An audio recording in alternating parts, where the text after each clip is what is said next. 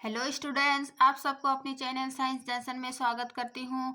आज का यह वीडियो क्लास 10th का अध्याय 2 अम्ल क्षारक एवं लवण पढ़ाएंगे।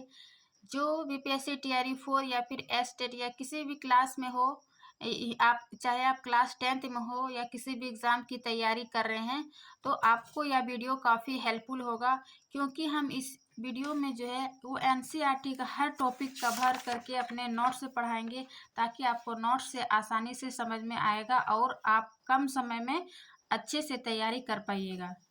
इस चैप्टर में हम पढ़ेंगे अम्ल क्षारक एवं लवण, उसको पहचान करने की क्या क्या सूचक है, सूचक के क्या प्रकार है, अम्ल एवं क्षारक धातु के साथ कैसे अभिक्रिया करते हैं, अम्ल एवं क्षारक के रासायनिक गुणधर्म एवं सभी अम्ल एवं क्षारक में क्या समानताएं हैं, अम्ल के प्रकार, क्षारक के प्रकार, अम्ल एवं क्षारक विलयन कितने प्रबल होते हैं, इन सभी चीज़ों को हम इस लेक्चर में डिटेल से पढ़ेंगे।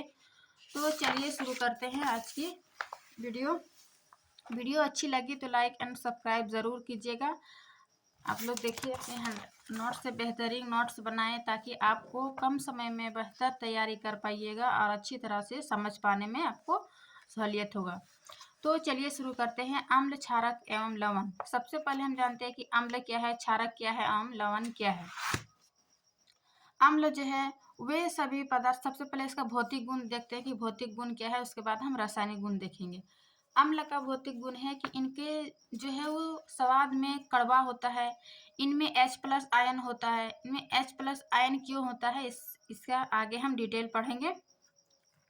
फिर यह नीले लिटमस को लाल कर देता है। लिटमस पत्र क्या है, यह एक प्राकृतिक सूचक है जो कि लाइकेन पौधे से निकाला जाता है, और ये लिटमस विलयन जो है वो बैंगनी रंग का रंजक होता है ना, जिससे पता करते हैं कि कौन सा पदार्थ अम्ल है या फिर क्षारक है। तो यह सूचक के रूप में उपयोग करते हैं ये लिटमस पत्र को। तो यह नीले लिटमस को क्या कर देता है, अम्ल लाल कर देता है ना। इसका एग्जाम्पल याद रख सकते हैं कि HCl, हाइड्रोक्लोरिक अम्ल, H2SO4, सिट्रिक अम्ल, ऑक्जेलिक अम्ल। और फिर इसका एक और गुण है कि सभी अम्ल जो है विद्युत का सुचालक होता है, लेकिन कब होता है, जब यह जलीय अवस्था में रहता है। यानी जब यह जलीय अवस्था में रहता है तो यह अम्ल जो है विद्युत का सुचालक होता है। सुचालक क्यों होता है, क्योंकि इसके आयन के कारण, जो इसके पॉजिटिव और नेगेटिव है, वो आयन एक दूसरे से एक्सचेंज करके ये आयन बनाते हैं, और जो आयन होते हैं वो सुचालक होता है। तो सभी अम्ल जो है वो सुचालक होता है। अब हम क्षारक का देखते हैं। क्षारक क्या है, इनका स्वाद कड़वा होता है। इनमें OH आयन पाया जाता है, OH नेगेटिव, यानी OH नेगेटिव भी क्यों पाया जाता है और H+ भी क्यों पाया जाता है, इसका हम आगे चर्चा करेंगे। फिर यह नीले लिटमस को नीला कर देता है। देखिए, अम्ल क्या कर देता था, नीले लिटमस को लाल करता था, और क्षारक जो है वो लाल लिटमस को नीला कर देता है। इसका एग्जाम्पल याद कर सकते हैं, sodium hydroxide, potassium hydroxide, magnesium hydroxide. और सभी क्षारक जो है वो सुचालक हो सकता है जब यह जलीय अवस्था में रहता है। क्षारक भी जब जलीय अवस्था में रहता है तो यह भी सुचालक की तरह काम करता है। अब हम जानते हैं सूचक के प्रकार, मीन्स कैसे पता करेंगे कि यह अम्ल है या क्षार है। सभी पदार्थ को तो हम चख के नहीं दे सकते। हम सामान्यतः जानते हैं कि खट्टे पदार्थ, नींबू, आंवला, ये सब अम्ल है।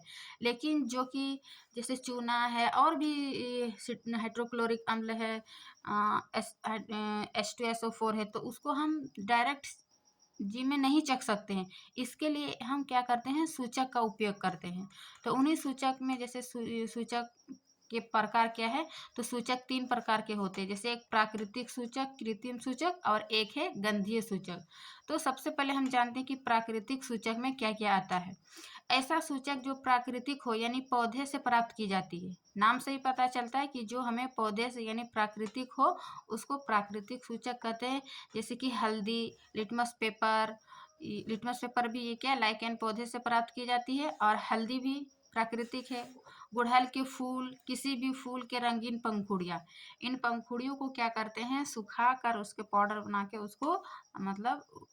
उसको सूचक के रूप में यूज किया जाता है। इसका हम आगे फिर बताएंगे, एक चार्ट देंगे आपको कि कौन सा अम्ल में क्या हो जाता है, क्षार में क्या हो जाता है, हल्दी और लिटमस पर। फिर है एक कृत्रिम सूचक। कृत्रिम सूचक नाम से जो मानव द्वारा बनाया जाता है, ऐसा सूचक जो मानव द्वारा बनाया जाता है उसको क्या कहते हैं, कृत्रिम सूचक। जैसे कि मेथाइल ऑरेंज और फिनोप्थिलीन। आपके बुक में यानी क्लास 10th में ये दो एग्जाम्पल है कृत्रिम सूचक के, मिथाइल ऑरेंज और फिनोप्थिलीन। तो प्राकृतिक या कृत्रिम सूचक से रंग में परिवर्तन द्वारा पता चलता है कि कोई पदार्थ अम्ल है या क्षारक। हम एक यहाँ फिर तीसरा जान लेते हैं कि गंधीय सूचक। गंधीय सूचक क्या है, कुछ ऐसे पदार्थ होते हैं जिनकी गंध अम्लीय या क्षारकीय माध्यम में अलग हो जाती है। यानी कि क्लास 10th में आपका ये बुक में ये 3 एग्जाम्पल दिया हुआ है कि प्याज, वेनिला, लौंग का तेल, ये क्या है, ये तीनों गंधीय सूचक है। यानी इसकी गंध से पता चलता है कि ये अम्लीय क्षारीय माध्यम में ये अलग हो जाती है। अब उसका हम चार्ट देखते हैं कि विलियन का नमूना में लिटमस पत्र क्या प्रभाव होता है, फिनोप्थिलीन क्या प्रभावित होता है, मिथाइल ऑरेंज क्या प्रभावित होता है। जैसे कि अम्लीय माध्यम में जब हम अम्लीय विलियन में जब डालते हैं तो क्या हम देखें लिटमस को कि नीले लिटमस को लाल कर देता था। वही यदि लाल लिटमस को में देखेंगे तो ये क्या होगा, अप्रभावित, मीन्स इसमें कोई प्रभावित नहीं होगा, जबकि नीले को लाल कर देता है। और फिनोप्थिलीन अम्लीय माध्यम में क्या करता है, यानी अम्लीय विलियन में ये रंगहीन होता है, यानी इसमें कोई रंग नहीं होता है, रंगहीन। वही मिथाइल ऑरेंज में अम्लीय विलियन जो है वो लाल हो जाता है। फिर अब हम क्षारीय विलयन में देखेंगे कि लाल लिटमस को या क्या, लिटमस पत्रों को क्या कर देता था, नीला, है ना। जब लाल को नीला कर देता था तो नीला में जब हम इसको डालते हैं तो क्या होता है, ये अप्रभावित, मीन्स इसमें कोई प्रभावित नहीं होता है, कोई रंग नहीं देता है। वही फिनोप्थिलीन जो है क्षारीय विलयन में गुलाबी और अम्लीय विलयन में रंगहीन। ये बहुत इंपॉर्टेंट है, ऑब्जेक्टिव टाइप का एग्जाम में पूछा जाता है। और क्षारीय विलयन में मिथाइल ऑरेंज जो है वो पीला हो जाता है और अम्लीय विलयन में ये लाल हो जाता है। तो ये आपको एक चार्ट के माध्यम से हम आपको समझाए, बताए, आप इसको ध्यान में रखिए। अब जैसे कि हल्दी, हल्दी का हम क्या था, एक प्राकृतिक सूचक। इसका क्या था कि जब अम्लीय व्यवहार में रहता है तो ये पीला हो जाता है ना। जैसे कि हम हमारे कपड़ों में कुछ सब्जी वगैरह लग जाता है तो उसमें क्या होता है, हल्दी, तो ये अम्लीय व्यवहार में पीला होता है। उदासीन व्यवहार, उदासीन व्यवहार में भी इसका पीला, और जब क्षारीय व्यवहार होता है, मतलब जब हम उसको साबुन लगा देते हैं तो ये क्या हो जाता है, गहरा लाल भूरे रंग में बदल जाता है। हम इसको दैनिक जीवन में भी देख सकते हैं हल्दी को। तो ये थी सूचक के प्रकार, 3 प्रकार। अब हम आगे जानते हैं कि अम्ल एवं क्षारक के इनके रासायनिक गुणधर्म क्या है। रासायनिक गुणधर्म क्या होता है, जो मतलब किसी धातु, कोई भी धातु हो, चाहे धातु कार्बोनेट या फिर लवण, ये सब के साथ अभिक्रिया करने से रासायनिक गुणधर्म में मतलब अभिक्रिया होता है, मतलब उस क्षार जो अम्ल जो है, अम्ल या क्षार किसी के साथ अभिक्रिया करने से क्या बनता है, ये है इसका रासायनिक गुणधर्म। जैसे कि पहला पॉइंट है कि अम्ल और धातु के बीच अभिक्रिया, यानी कि जब अम्ल और धातु जब आपस में अभिक्रिया करता है यानी मिलता है तो वो क्या बनता है।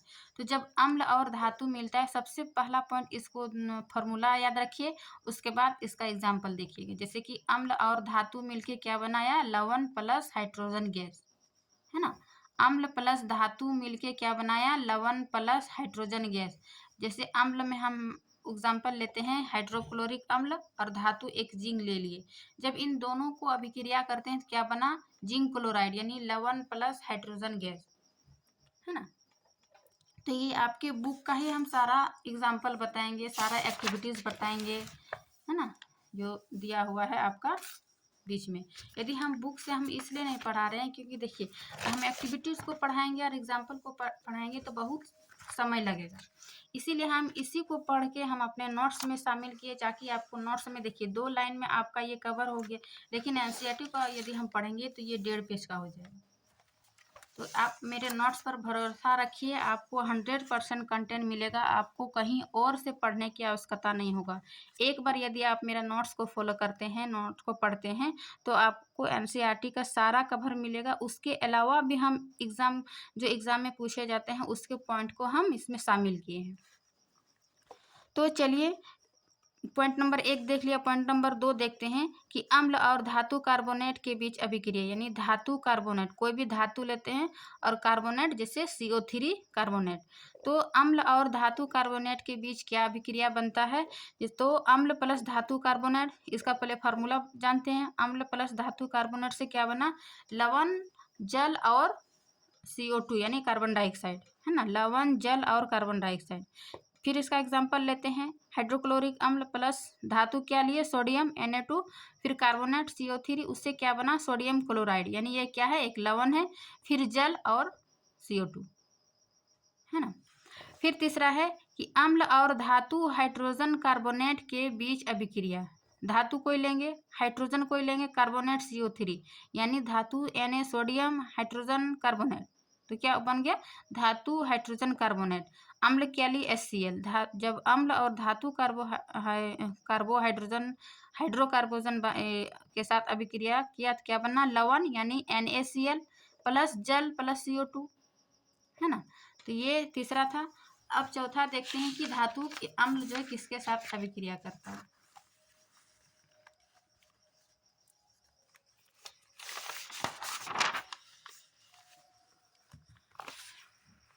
चौथा क्या है, धातु और क्षारक के बीच अभिक्रिया, है ना। धातु और क्षारक के बीच जब अभिक्रिया करता है तो क्या बनता है, देखिए, क्षारक या धातु, या फिर धातु या क्षारक, किसी भी साइड लिख सकते हैं।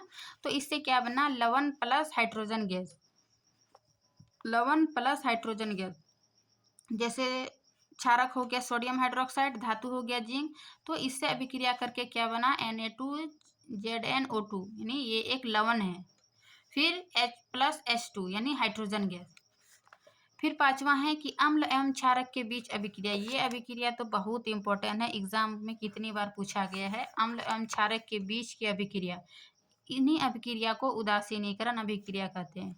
आइए देखते हैं कि अम्ल एवं क्षारक की अभिक्रिया के फलस्वरूप लवण तथा जल प्राप्त होता है। सबसे पहले पहला पॉइंट ये याद रखिएगा कि जब अम्ल एवं क्षारक के बीच अभिक्रिया होता है तो इसके फलस्वरूप क्या बनता है, लवण तथा जल, तथा इस अभिक्रिया को क्या कहते हैं, उदासीनीकरण अभिक्रिया कहते हैं।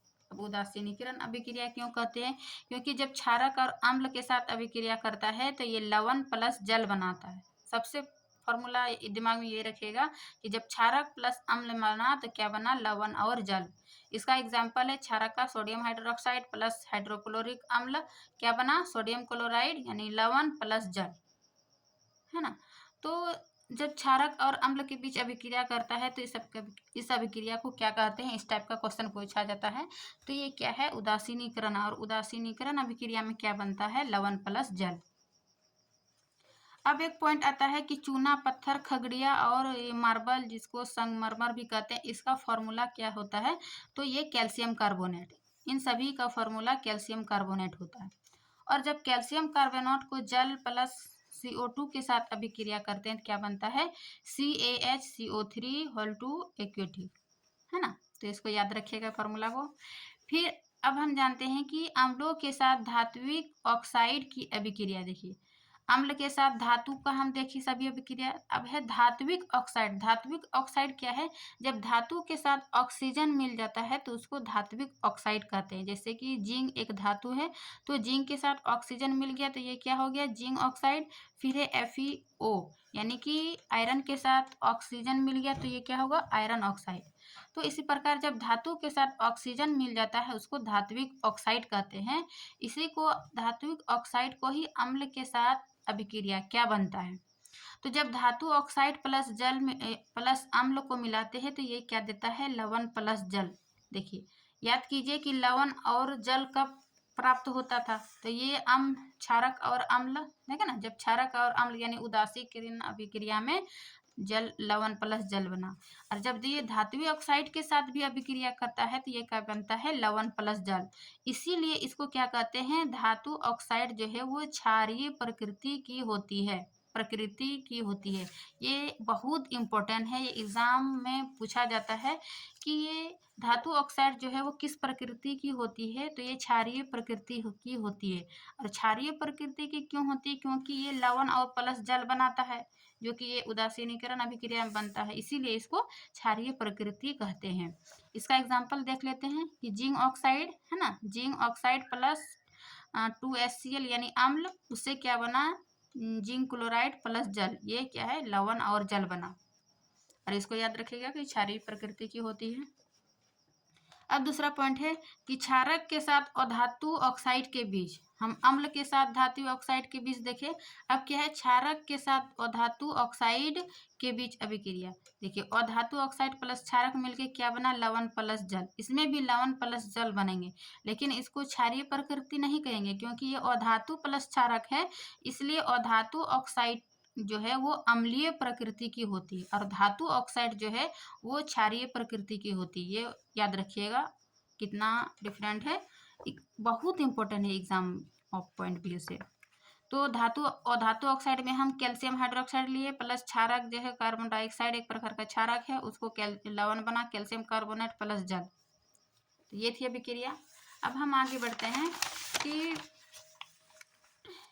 एक क्वेश्चन आता है क्लास 10th में या किसी भी कथन निष्कर्षण में भी आ सकता है, तो जान लीजिए कि जब जलीय अवस्था में, हम अभी क्या देखें उसका भौतिक गुण में कि वो सुचालक होता है, कब, ये जब जलीय अवस्था में।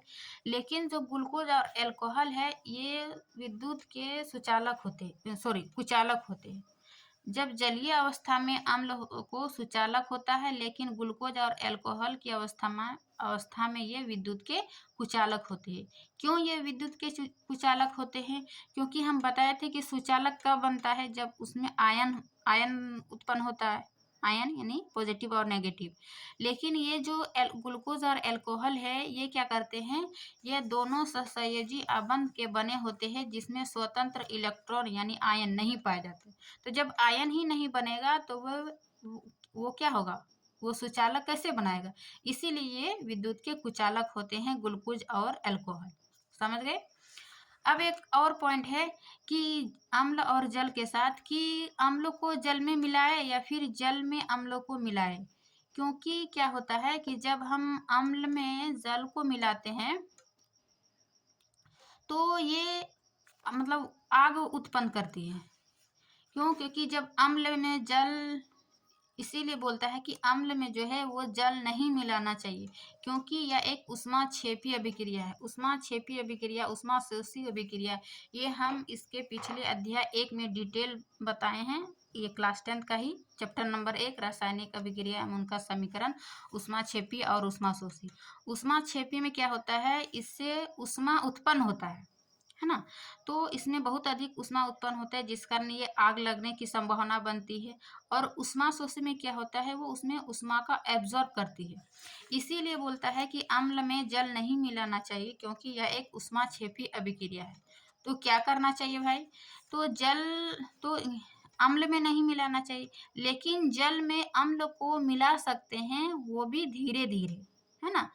जल में अम्ल को मिला सकते हैं, वो भी धीरे धीरे मिलाना चाहिए ताकि उसमें कोई मतलब अभिक्रिया ना हो। और एक पॉइंट हम बताए थे कि उसका अम्ल और क्षारक का भौतिक गुण में, कि अम्ल जो है वो H+ आयन देता है और क्षारक जो है वो OH नेगेटिव देता है। लेकिन OH+ देखिए क्यों देता है, यहाँ पर हम जानेंगे। अम्ल प्लस जल मिलके क्या बनता है, ये हाइड्रोनियम आयन बनाता है ना, हाइड्रोनियम आयन। अम्ल जो H+ आयन प्लस जल, उससे क्या बना, H3O+ यानी हाइड्रोनियम आयन। तो इन्हीं आयनों के कारण ही उसको H+ अम्ल को आयन बोलते हैं। लेकिन जब क्षारक जल के साथ अभिक्रिया करता है तो ये क्या बनता है, हाइड्रोक्साइड आयन, है ना, हाइड्रोक्साइड आयन यानी OH आयन नेगेटिव। इसीलिए क्षारक को क्या कहते हैं, OH नेगेटिव। तो ये एग्जाम्पल देखकर सोडियम हाइड्रोक्साइड प्लस जल मिलके क्या बना, सोडियम प्लस OH नेगेटिव, ये पॉजिटिव। तो इन्हीं आयनों के कारण क्षारक को OH और अम्ल को H+ आयन कहा जाता है। अब एक आता है कि क्षार क्या है। जैसे क्षारक हम पढ़े, लेकिन क्षार में क्या होता है कि सभी जितने भी हम क्षारक पढ़े वो सभी क्षारक जो है वो जल में घुलनशील नहीं होते, है ना। सभी क्षारक जल में घुलनशील नहीं होते, लेकिन जो जल में घुलनशील क्षारक होता है उसी को क्षार कहते हैं, है ना। जो जल में घुलनशील क्षारक होता है उसको क्षार कहते हैं। जैसे कि पोटेशियम हाइड्रोक्साइड, सोडियम हाइड्रोक्साइड, ये सभी क्या होता है, जल में घुल जाता है। तो जो जल में घुलता है उसको क्षार कहते हैं। एक और शब्द है तनुकरण। तनुकरण क्या है कि जब अम्ल या क्षारक में जल मिलाकर उसके आयन की सांद्रता में कमी हो जाना तनुकरण कहलाता है। यानी कि जब अम्ल और क्षारक में जल मिलाया जाता है, जल मिलाते हैं तो उसके आयन की जो सांद्रता है ना, उसमें कमी हो जाता है। इसी को क्या कहते हैं, तनुकरण। ये आपके बुक का बीच बीच का पॉइंट है, तो हम सोचे बता देते अच्छा रहेगा। अब हम जानते हैं कि अम्ल एवं क्षारक के विलयन कितने प्रबल होते हैं, है ना। कि अम्ल और क्षारक कितने प्रबल होता है। हम नाम सुने कि दुर्बल प्रबल अम्ल, दुर्बल क्षारक, प्रबल क्षारक, दुर्बल अम्ल, इस सब का नाम सुने हैं ना। तो वही अम्ल एवं क्षारक विलयन कितने प्रबल होते हैं उन्हीं के बारे में जानते हैं। ये जो प्रबल होने के लिए एक स्केल है जिसको सार्वभौमिक सूचक कहते हैं। सार्वभौमिक सूचक किसको कहते हैं, पीएच स्केल को। पीएच स्केल को ये क्या होता है, ये कई सूचकों का मिश्रण होता है। सार्वभौमिक सूचक क्या होता है, या कई सूचकों का मिश्रण होता है जिसको पीएच स्केल कहते हैं। पीएच स्केल में जो ये पी शब्द है, पी जो है ये पोटेंस यानी पावर बराबर शक्ति को दर्शाता है पी, और एच जो है हाइड्रोजन को दर्शाता है। इस प्रकार इसका परिभाषा हुआ कि किसी विलयन में उपस्थित हाइड्रोजन आयन की सांद्रता ज्ञात करने के लिए पीएच स्केल करने के लिए एक स्केल है जिसको पीएच स्केल कहते हैं, है ना। पीएच स्केल क्या करते हैं, किसी विलयन में उपस्थित जो भी उसमें हाइड्रोजन आयन है उसकी सांद्रता ज्ञात करने के लिए इस स्केल पीएच स्केल का उपयोग किया जाता है। तो हम जान लिए पीएच स्केल के बारे में। अब देखते हैं इसका किस प्रकार ये पीएच स्केल रहता है। तो ये पीएच स्केल में जो 0 से 14 तक अंक रहती है, ये 3 भाग में बटा रहता है। पहला भाग यहाँ बीच में एक रेखा जो देख रहे हैं ये 7 में क्या होता है, ये उदासीन पॉइंट होता है। बाकी 7 से आगे यानी 7, 8, 9 से 7 से 14 तक इसमें क्या होता है, H+ आयन की सांद्रता में कमी होता है। H+ आयन की जितना सांद्रता कमी होगा वो उतना ही स्ट्रॉन्ग क्षारक होगा, और OH क्षारक में कम होते जाएगा। तो इसीलिए इसको कहते हैं बढ़ती हुई क्षारक प्रकृति, इधर बढ़ती हुई अम्लीय प्रकृति। यानी कि इधर H+ आयन की सांद्रता में वृद्धि होगा और इधर H+ आयन की सांद्रता में कमी होगा। तो इसको जो H+ आयन की सांद्रता में वृद्धि होगा तो यानी वो स्ट्रॉन्ग अम्ल कहेंगे। अब इसी के आधार पर हम जो है अम्ल को बांटते हैं और लवण को भी बांटते हैं। अम्ल क्या होता है, अम्ल के प्रकार, यानी अम्ल 2 प्रकार के होते हैं। एक है प्रबल अम्ल और एक है दुर्बल, यानी प्रबल स्ट्रॉन्ग एसिड जिसको बोलते हैं, और ये वीक एसिड। तो स्ट्रॉन्ग एसिड जितना H+ आयन वृद्धि होगा, देखिए ये फिगर से, जितना H+ आयन इधर होगा उतना ही ये एसिड होते जाएगा, और जितना H+ आयन की सांद्रता में कमी होगा वो उतना ही क्षारक स्ट्रॉन्ग होगा। तो प्रबल अम्ल में क्या होता है, ये H+ आयन में वृद्धि होता है। इसका एग्जाम्पल हम हाइड्रोक्लोरिक अम्ल H2O4, ये क्या होता है, ये स्ट्रॉन्ग अम्ल का उदाहरण है। तो इस प्रकार कभी कभी एग्जाम में पूछा जाता है कि कौन सा स्ट्रॉन्ग अम्ल है, कौन सा दुर्बल अम्ल है। दुर्बल अम्ल में हम क्या देखते हैं, जिसमें H+ आयन की कमी होते जाता है, जैसे ऑक्जेलिक अम्ल, सिट्रिक अम्ल, लैक्टिक अम्ल, ये सब क्या है, दुर्बल अम्ल का उदाहरण है। आप उदाहरण जरूर याद रखिएगा और इसका पॉइंट। फिर हम क्षारक को देखते हैं कि क्षारक के प्रकार, क्षारक भी क्या हुआ, 2 प्रकार, प्रबल क्षारक और दुर्बल क्षारक, यानी कि स्ट्रॉन्ग बेस और वीक बेस। इसमें क्या हुआ स्ट्रॉन्ग में कि OH नेगेटिव आयन की सांद्रता जो है वो अधिक होती है, जैसे सोडियम हाइड्रोक्साइड, पोटेशियम हाइड्रोक्साइड, ये क्या होगा, प्रबल क्षारक। वही दुर्बल क्षारक में क्या होगा, OH नेगेटिव आयन की सांद्रता जो है वो कम होगी। बिल्कुल इस ये वाले चित्र से, फिगर से याद रखिएगा कि OH प्लस आयन की सांद्रता में कमी हो रही, जितना कमी हो जा रहा है उतना ही ये स्ट्रॉन्ग दुर्बल क्षारक होगा।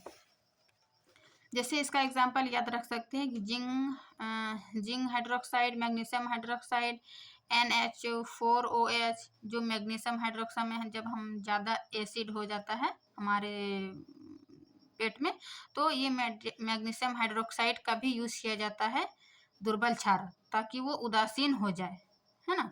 तो इसका एग्जाम्पल जरूर ध्यान में रखिए। अब आगे देखते हैं कि हमारे शरीर, अब हम कुछ जो भी दैनिक जीवन में उपयोग है अम्ल और क्षारक का, उसका हम देखेंगे कि हमारे शरीर का पीएच जो है वो कितना होता है।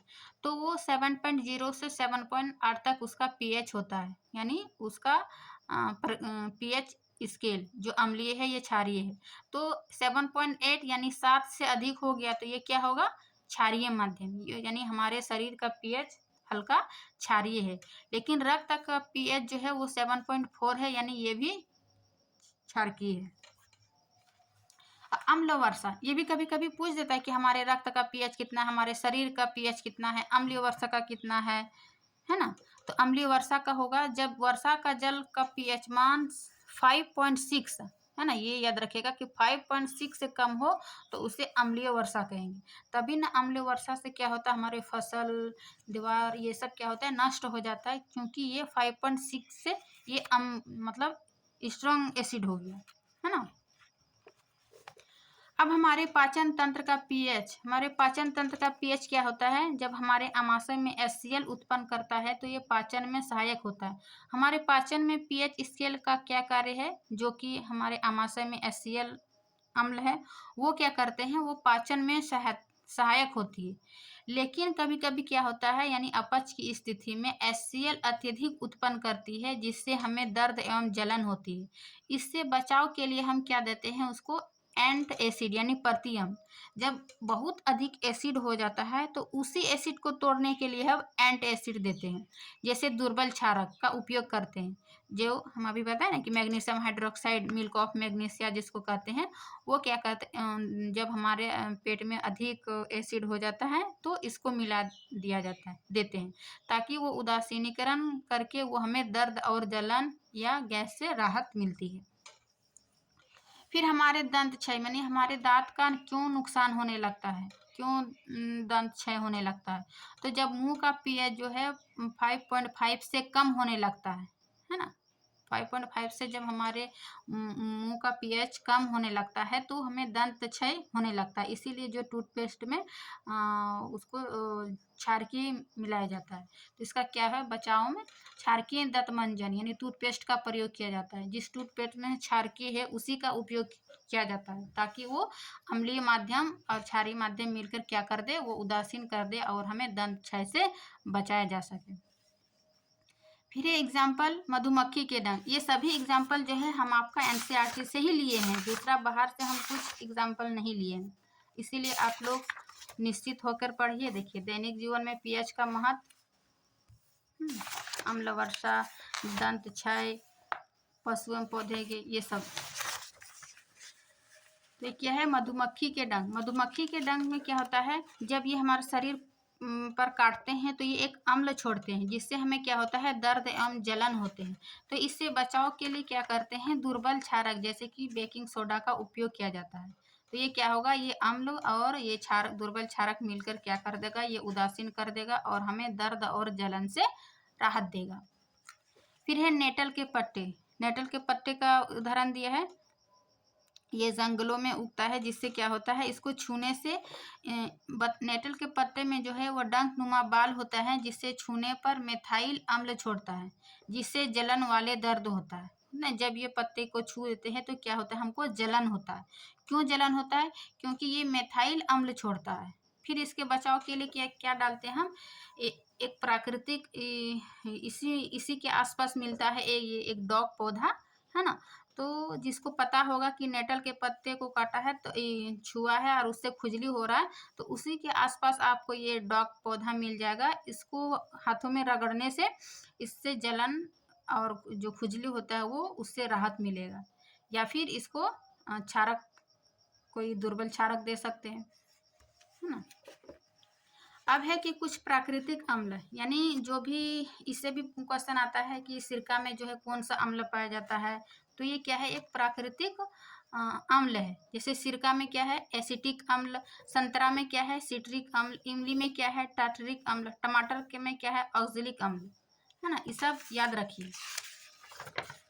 अब आगे है, फिर है दूध, खट्टा दूध यानी दही में क्या है, लैक्टिक अम्ल, नींबू में क्या है, सिट्रिक अम्ल, चींटी का डंक में क्या है, मिथाइल अम्ल, है ना। मिथाइल अम्ल चींटी के डंक में या मधुमक्खी के डंक में, इनमें क्या होता है, मिथाइल अम्ल होता है, जो कि काटने पर हमें दर्द और जलन होता है।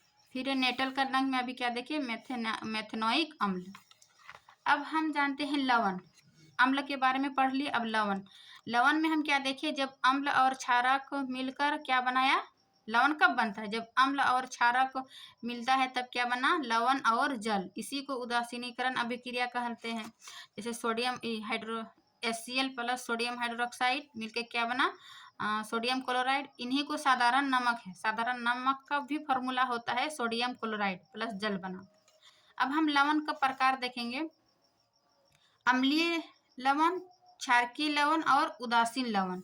अम्लीय लवण में क्या होता है, इसका pH जो है वो 7 से कम होता है ना। अम्लीय लवण में pH 7 से कम होगा। वही क्षारकीय लवण में उसका pH जो है वो 7 से अधिक होगा। जबकि उदासीन लवण में pH क्या होगा, मतलब 7 होगा, बराबर 7। अम्लीय लवण क्या होगा, जब इसमें क्या होता है कि जब प्रबल अम्ल प्लस दुर्बल क्षारक, है ना, जब प्रबल अम्ल और दुर्बल क्षारक मिलता है तो इसको अम्लीय लवण कहते हैं। ये बहुत इम्पोर्टेंट है एग्जाम के पॉइंट ऑफ व्यू से, क्योंकि ये एग्जाम में बार बार पूछा जाता है। इधर ही हाल ही में BPSC TRE में पूछा गया क्वेश्चन है कि प्रबल अम्ल प्लस दुर्बल क्षारक मिलकर क्या बनता है, तो ये अम्लीय लवण। वही प्रबल क्षारक और दुर्बल अम्ल मिलकर क्या बनता है, ये क्षारकीय लवण। फिर है तीसरा, उदासीन लवण में क्या होता है कि प्रबल अम्ल प्लस प्रबल क्षारक मिलकर क्या बना, उदासीन लवण।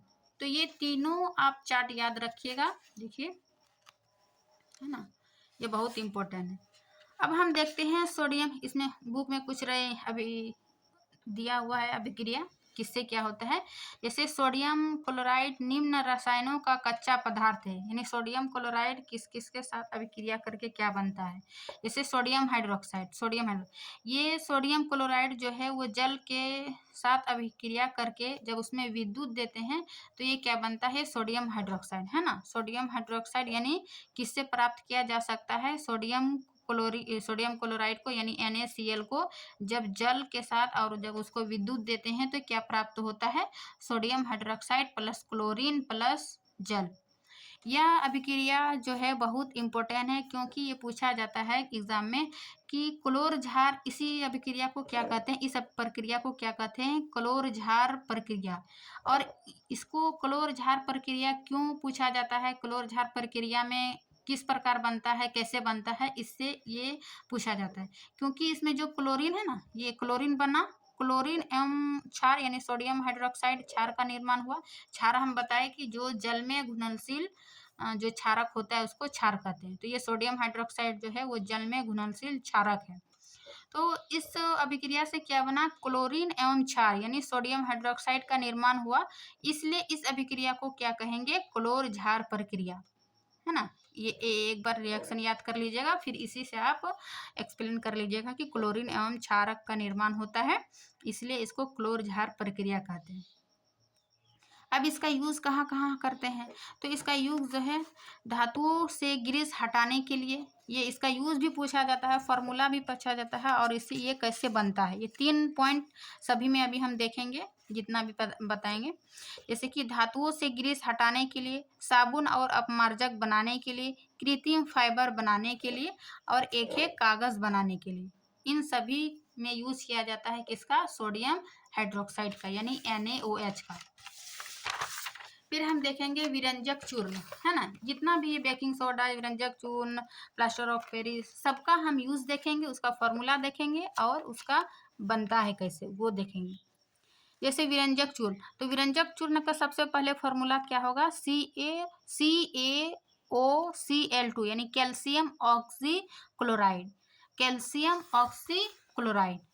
अब ये बनता कैसे, जब सोडियम हाइड्रोक्साइड यानी CaOH2 प्लस क्लोरीन से जब अभिक्रिया करते हैं तब यह क्या बनता है, कैल्शियम ऑक्सीक्लोराइड CaOCl2 प्लस जल, है ना। तो विरंजक चूर्ण बनता है कैसे, ये बनाए, फिर उसका फॉर्मूला कैसे क्या हुआ। अब हम इसका यूज देखते हैं, सभी में हम 3 पॉइंट देखेंगे, जितना भी जिसका भी सूत्र दिया हुआ है, जो भी बुक में है उसी को हम लिए हैं। जैसे इसका यूज विरंजक चूर्ण का क्या है, कपड़ा या कागज के उद्योग में, कपड़े के ब्लीचिंग में यानी धोने के लिए, उपचायक के रूप में, फिर पीने के पानी को रोगाणु मुक्त करने में ही हम क्या मिलाते हैं, विरंजक चूर्ण। तो ये थी इनका यूज। अब हम देखते हैं तीसरा, बेकिंग सोडा, है ना। सबसे पहले हम देखते हैं बेकिंग सोडा का फॉर्मूला क्या होता है, NaHCO3 यानी sodium hydrogen carbonate, sodium hydrogen carbonate NaHCO3। अब ये सोडियम हाइड्रोजन कार्बोनेट बनता कैसे है, तो जब सोडियम क्लोराइड, है ना, जब NaCl प्लस जल प्लस CO2 प्लस NH4 यानी अमोनिया, इन सभी को अभिक्रिया करते हैं तो हमें क्या बनता है, NH4Cl यानी अमोनियम क्लोराइड प्लस NaHCO3 यानी सोडियम हाइड्रोजन कार्बोनेट, जो कि बेकिंग सोडा का फॉर्मूला है ना। तो आप 1 से 2 बार, अगर आपको एक बार में नहीं याद हो रहा है तो आप वीडियो को 1 से 2 बार देखिए, आप अपना नोट्स बनाइए, फॉर्मूला को बार बार पढ़िए तो आपको याद हो जाएगा। अब बेकिंग सोडा का यूज कहाँ करते हैं, तो इसका यूज करते हैं जैसे पकोड़े का खस्ता बनाने के लिए, खाने को शीघ्रता बनाने के लिए, केक या ब्रेड बनाने के लिए। चौथा है एंटासिड का एक संगठक है। सोडा अम्ल अग्निशामक में भी किया जाता है। एंटासिड में हम उदाहरण देखें, जो कि जब हमारे पेट में अधिक एसिडिटी हो जाता है तो उसको एंटासिड के रूप में भी हम बेकिंग सोडा का उपयोग कर सकते हैं। अब है बेकिंग सोडा को गर्म करने पर क्या बनता है, जैसे NaCO3, जब हम इसको गर्म करते हैं तो NaCO3 बनता है, जो कि एक बेसिक सॉल्ट होता है, प्लस कार्बन डाइऑक्साइड प्लस जल, है ना। ये सभी एक्टिविटीज आपका NCERT बुक का ही है ना। हम आपको शॉर्ट में नोट से इसलिए पढ़ा रहे हैं ताकि आप आसानी से समझ पाइएगा। फिर है चौथा बेकिंग सोडा। बेकिंग सोडा का फॉर्मूला क्या हुआ, है ना। देखिए बेकिंग सोडा याद रखिएगा, बेकिंग सोडा और बेकिंग पाउडर में अंतर है, आप कंफ्यूज मत कीजिएगा। बेकिंग पाउडर का क्या फॉर्मूला है, जब NaHCO3 यानी बेकिंग सोडा को ही H प्लस आयन करते हैं, H प्लस आयन देते हैं तो बेकिंग सोडा प्लस एसिड बनता है ना। इसका निर्माण, जैसे इसका यूज कहाँ होता है, केक का निर्माण में, और NaHCO3 प्लस H प्लस को जब हीट करते हैं तो ये कार्बन डाइऑक्साइड प्लस जल प्लस अम्ल का ये सोडियम लवण बनता है ना। ये इसी जब बेकिंग पाउडर मतलब बेकिंग सोडा में ही और एसिड मिलाया जाता है तो वो बेकिंग पाउडर बन जाता है।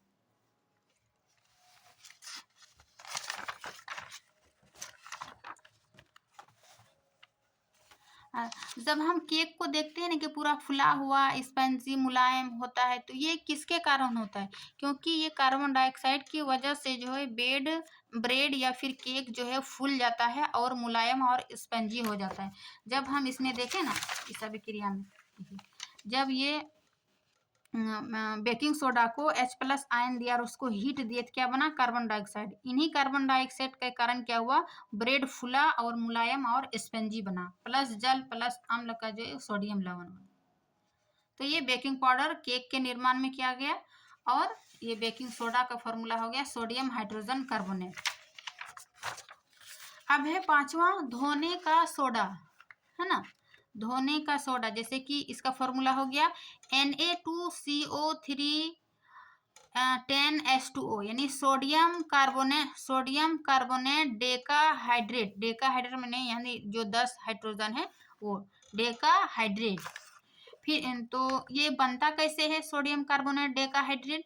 तो जब Na2CO3 प्लस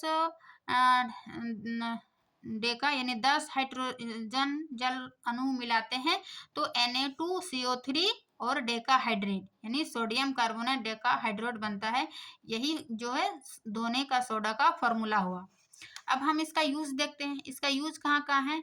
जैसे कांच, साबुन, पेपर उद्योग में, बोरेक्स जैसे सोडियम यौगिक के उत्पादन में इसका यूज और फॉर्मूला याद रखिएगा।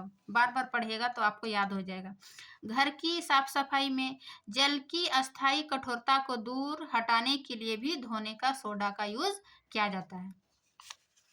फिर है छठा प्लास्टर ऑफ पेरिस यानी प्लास्टर ऑफ पेरिस, जो कि जब हमारे हड्डियाँ टूट जाती है या क्रैक लग जाती है तो हम डॉक्टर के पास जाते हैं तो वो हमें क्या करते हैं, प्लास्टर ऑफ पेरिस यानी हमारे हाथों को प्लास्टर ऑफ पेरिस के ढक देते हैं, जिसको POP कहते हैं यानी प्लास्टर ऑफ पेरिस। ये कैसे बनता है? इसका फॉर्मूला क्या है प्लास्टर ऑफ पेरिस का?